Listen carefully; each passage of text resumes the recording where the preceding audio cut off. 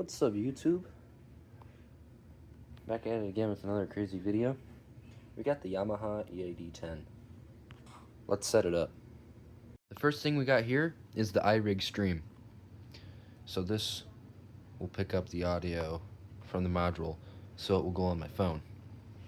Can't even lie, this thing was $90 and it is extremely light. Since the phone takes USB-C, that's what we're going to be using.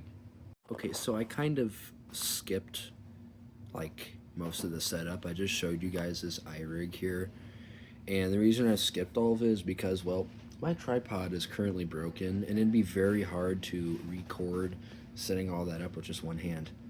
So right now, this is how I have it set up. I plugged my headphones into this headphone jack.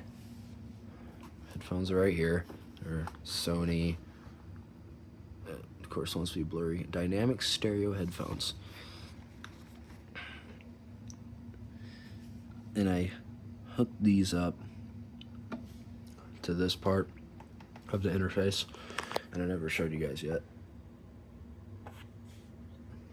Shows that Yamaha logo. Stage rev. If you know, you know. And then these triggers go to the microphone that is hooked up to my kick drum.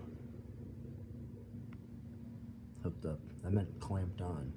Oops. Now if I were to, wrong one. If I were to plug this into my phone, it would be considered an external mic. So all of the audio detected from that microphone would be going on this video on my phone.